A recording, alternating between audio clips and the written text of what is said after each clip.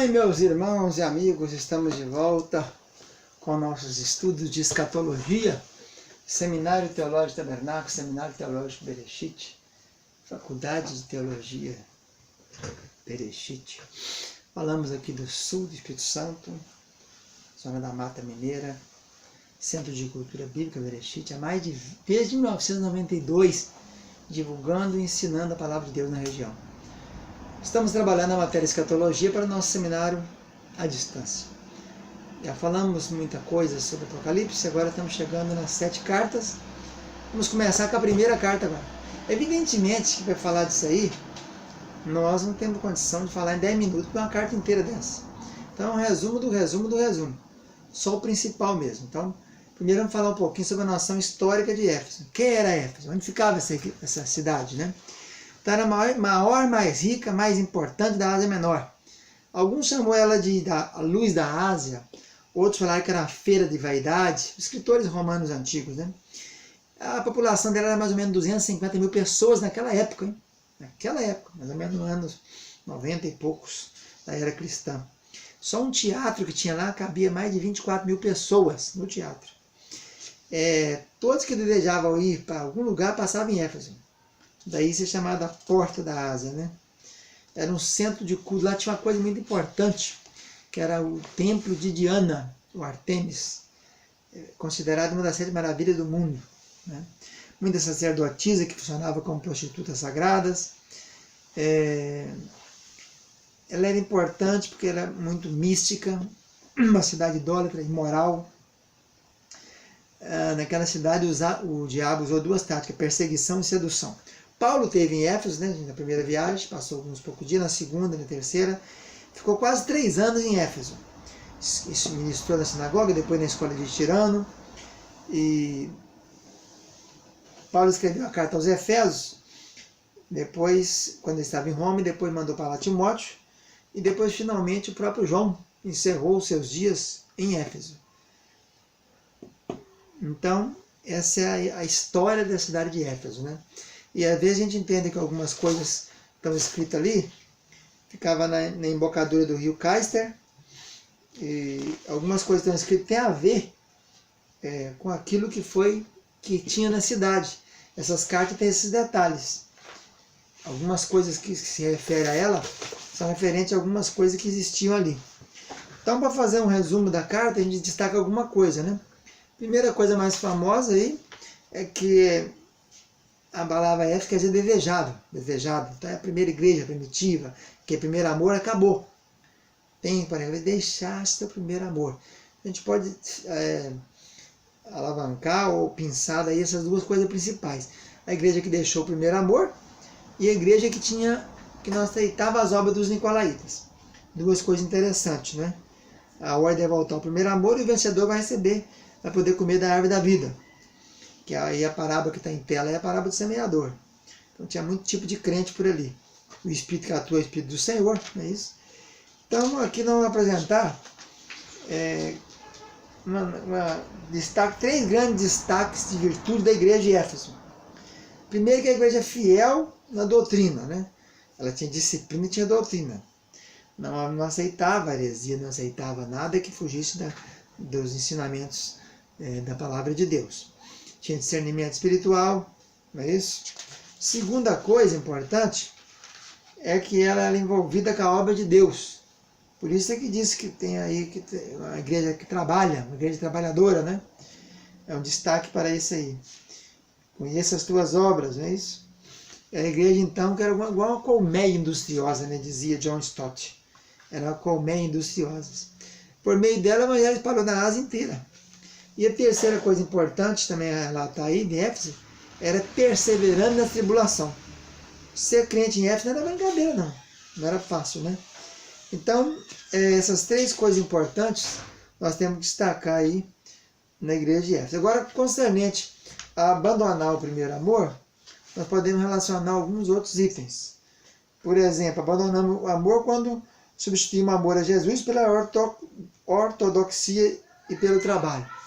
Esses são comentários do reverendo Hernandes Dias Lopes, no livro Apocalipse, o futuro chegou. Então, às vezes você pensa que às vezes o próprio trabalho eclesial está o desgaste, o cansaço está atrapalhando a vida espiritual da pessoa, né? Segunda coisa, falando sobre o primeiro amor, é quando o amor de Jesus é substituído pelo nosso zelo religioso, tipo fariseu, saduceu, essênio, né, herodiano, e aí distancia-se muito da verdadeira direção de Deus. Outra coisa também, falando sobre o primeiro amor, é quando nos afeiçoamos mais, quando o que nos move não nos afeiçoa. O conhecimento teológico não nos move a nos afeiçoar mais a Deus. A teologia distancia a pessoa de Deus. Então seria também um distanciamento, deixar o primeiro amor. E por fim, quando examinamos os outros, não examinamos a nós mesmos. Essas aí são as 4 premissas apresentadas pelo reverendo Hernando Villa Lopes, presbiteriano do Brasil, sobre o que seria deixar o primeiro amor. Na verdade, a pessoa perde o interesse, né? Perde o desejo, o gozo daquilo que faria. E aí nós chegamos a um ponto sobre os nicolaítas. Quem seriam os nicolaítas daquela época? A palavra Nicolaus vem do grego Nikos, povo, Nico, poder, domínio, e Laos, povo. Alguns comentaristas e alguns pais da igreja, Eusébio, Irineu, Hipólito, aliás, Hipólito é o primeiro pai da igreja que faz um comentário sobre o livro de Apocalipse. No ano 235 da era cristã, ele estava fazendo comentários ao livro de Apocalipse. Aí esses pais da igreja dizem que essa doutrina, que aqui é obra, depois será doutrina em Pérgamo, diz que ela veio de Nicolau, aquele diácono, um dos 7 diáconos de Atos 6, que seria prosélito de Nicolau, prosélito de Antioquia. Seria ele que seria um dos criadores dessa seita, dessa heresia. O que ela tinha para objetivo? Alguns que tratavam de moralidade, outros dizem que era do ramo dos gnósticos, que é aqueles que procuravam só conhecer, né? Não tem obra, só conhecimento. E alguns creem, alguns teólogos creem, que seria quando começou o domínio na igreja das lideranças, né? Até então você não destacava, você vê Paulo dizendo que era ministro, que era presbítero, Pedro escreveu falando que era presbítero, nenhum destaque havia assim de liderança, todos congregavam, todos irmanados, havia os anciãos que lideravam, né? E a partir dessa igreja de Éfeso começa a aparecer então o domínio do clero, né? O domínio clerical, começa a aparecer pessoas dominando as outras. Daí Nicolaus, dominar os leigos, né? Então surge, então, teria começado a surgir uma pequena premissa daquilo que se desenvolveria completamente em Pérgamo, quando a igreja casa com o Estado, e aí passa realmente os cargos a ser cargos estatais. Então alguns creem que essa doutrina dos nicolaítas seria esses, né? Esses dominadores do povo. Vamos ver o que podemos destacar mais, né? Tem os elogios à igreja, conhece suas obras e tal, né? E nós vemos aqui na igreja de Éfeso, que é a igreja desejada, aquele primeiro amor latente, que foi se perdendo, foi esfriando, né? Foi acabando aos poucos. Mas é uma igreja que tem sanidade e separação, não mistura com os hereges, com aqueles falsos profetas, com os que dizem ser apóstolos e não são, né? E nós temos aí o tempo apostólico, né? Quando morre o último apóstolo João, fica alguns discípulos dele, tipo Policarpo, que era discípulo direto, né? E depois Irineu, e Papias, e Clemente, e Eusébio e outros tantos mais. Então, essa igreja constante, tem obras a apresentar, tem serviço, né? Tem disciplina, mas precisa de voltar, porque abandonou o primeiro amor. Precisa de voltar. E a promessa para ela é aquela promessa, né? Que é a primeira que perderam no Éden. É comer da árvore da vida. O vencedor, então ele poderá comer da árvore da vida, do maná escondido, não é isso? A árvore da vida que se encontra no paraíso de Deus. Então a promessa para ele é a primeira coisa que o homem perdeu, é a última aqui que é apresentada para a igreja, como a primeira na igreja de Éfeso. Então Éfeso é o primeiro tempo apostólico, né? Ainda tem influência dos apóstolos, os apóstolos começam a morrer em 40 e poucos, com a morte de Tiago, né?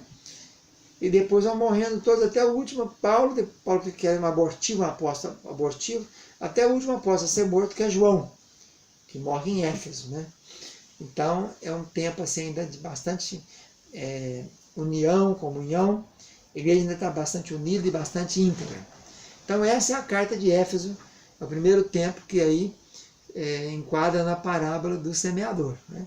Tipo de evangelho que é difundido e a recepção dele, alguns caem no caminho, não retém nada, outros caem nas pedras, não tem umidade, outros são sufocados pelos espinhos, e aqueles que recebem a 30, 60 e 100. Paulo esteve em Éfeso muito tempo, ele diz que toda a Ásia foi evangelizada. Então é a igreja do primeiro amor, né? A igreja que começa a história eclesial. Vamos ficando por aqui, voltamos com a próxima carta, que é Esmirna. Um abraço, até mais, tchau, tchau.